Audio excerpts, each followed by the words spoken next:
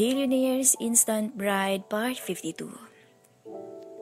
Pagkagising ko ay wala na si Riel sa tabi ko.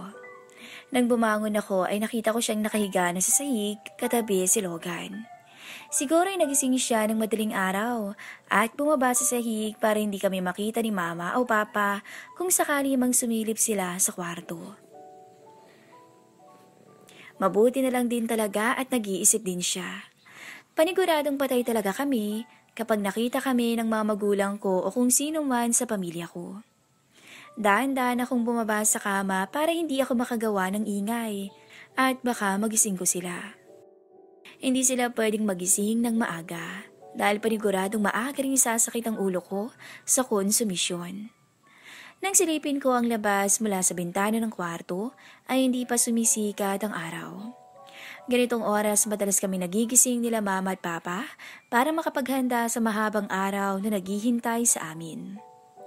Pagkalabas ko ng kwarto ay nadatnan ko si Mama na nagsisimula ng maghanda ng umagahan. "Good morning, Ma." Bati ko sa kanya bago ko lumapit para tulungan siya. "Kumusta pong birthday niyo? Hindi tayo nakapag-usap ng maayos kagabi dahil sobrang busy." "Sobrang happy ko, Nak," sagot niya sa akin.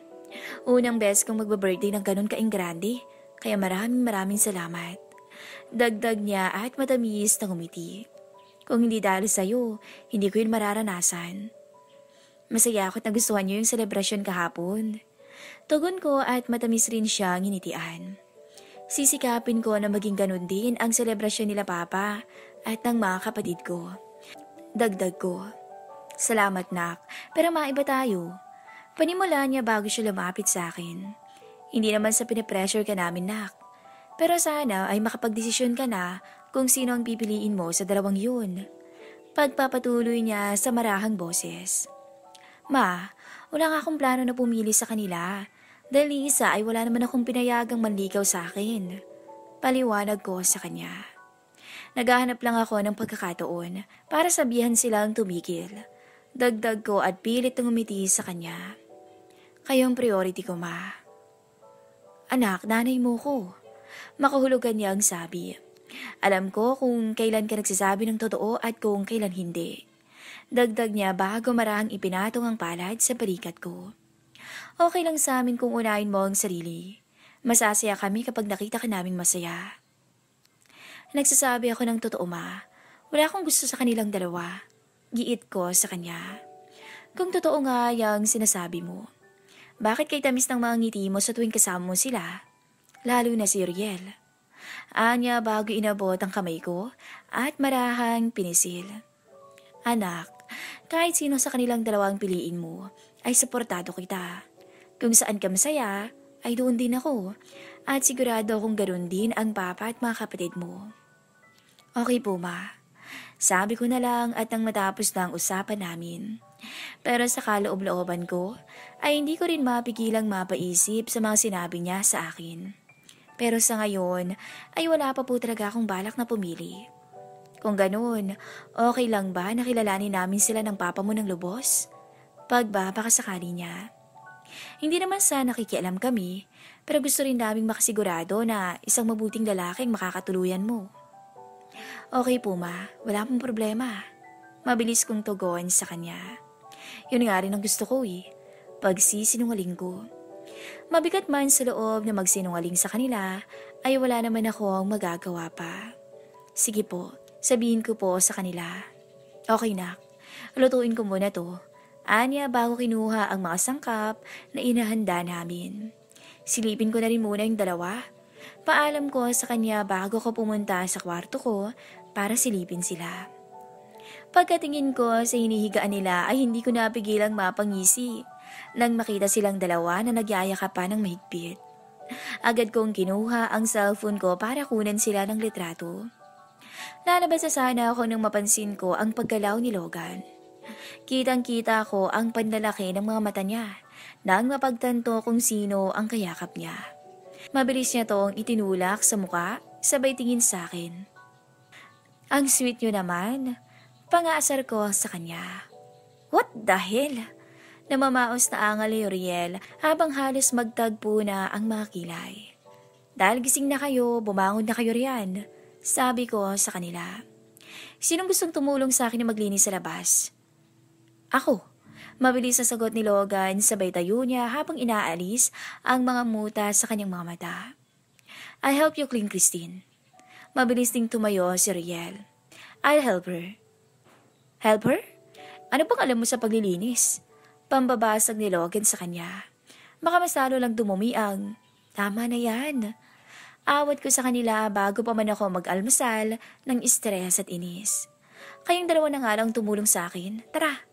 Mabilis kong dagdag sabay labas. Agad naman silang sumunod sa akin at tila mga tutang sumusunod sa amo nila. Sinong gustong magwalis? Tanong ko sa kanila. At hindi pa man nakakasagot si Uriel ay kinuha na ni Logan sa akin ang walis. Kaya inutusan ko na lang siya na tulungan akong alisin ang mga dekorasyon. How was your sleep? Tanong sa akin ni Uriel. Okay lang naman. Sagot ko sa kanya. Ikaw? Okay lang din. I had a good sleep. Napanaginipan ko na magkayakap tayong dalawa. Sagot niya sabay ngiti ng matamis. Bigla akong natigilan sa sinabi niya. Siguro hindi niya alam na umakyat siya sa kama kagabi. Baka dala lang yon ng kalasingan.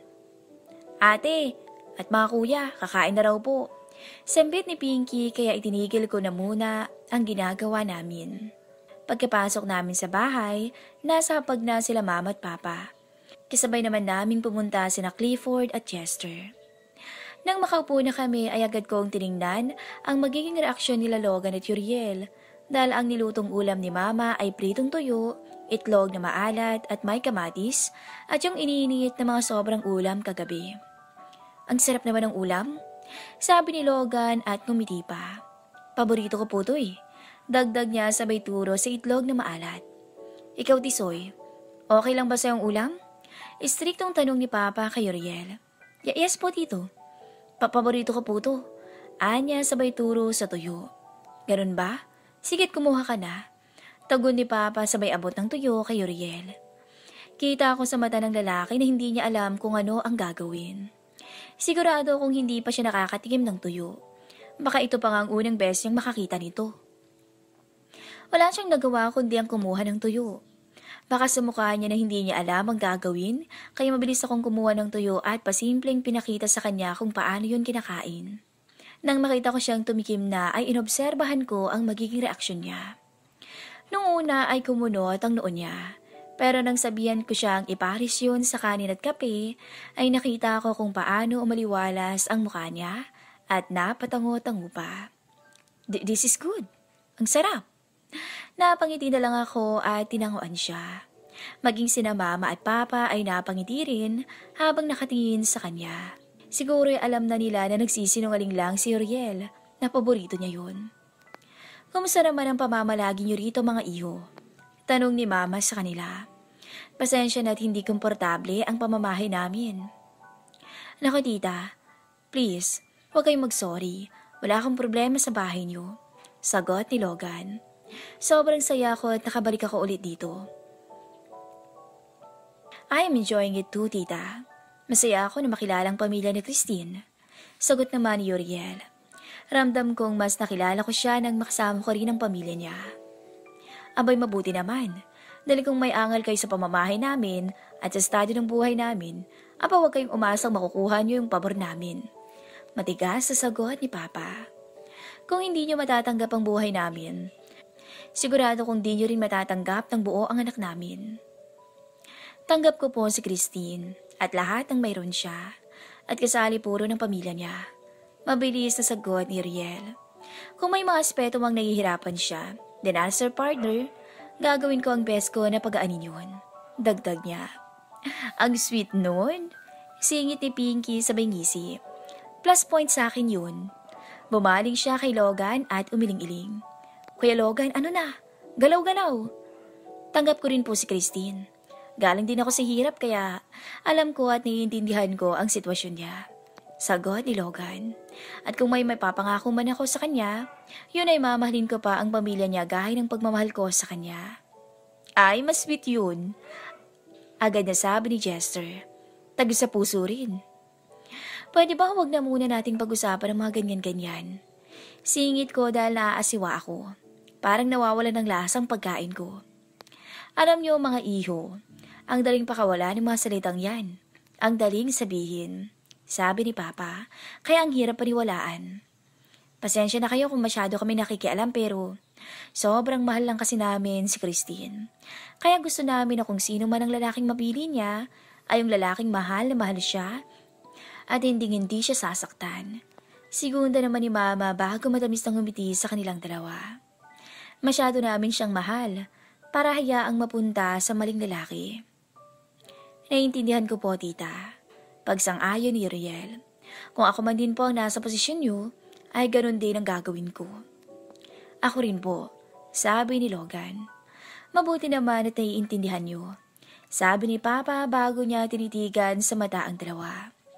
Kaya habang nandito pa kayo sa pamamahay namin, ay gusto namin kayong kilalanin ng lubos. Gusto namin makasigurado na karapat-dapat kayo sa anak namin. Dagdag niya. Gusto ko rin pong makilala pa kayo ng lubusan. Tugon ni Logan at matamis ng humiti. Yun din po ang plano ko, kaya ako sumama rito kay Christine. Sagot ni Uriel. Mabuti naman kung ganun. Matigas na sabi ni Papa. Logan, sumama ka sa asawa ko mamaya sa palengke. Anya bago umiling kay Uriel. At ikaw, Tisoy, sa akin ka sasama. Pupunta tayo sa bukid mamaya at magtatanim ng palay. Mabilis akong napatingin kay Papa nang marinig ko ang sinabi niya. Lalo na kay Uriel. There is no way na marunong magtanim si Uriel. Papa, hindi ko natapos ang sinasabi ko nang biglang sumingit si Uriel. Okay, Tito.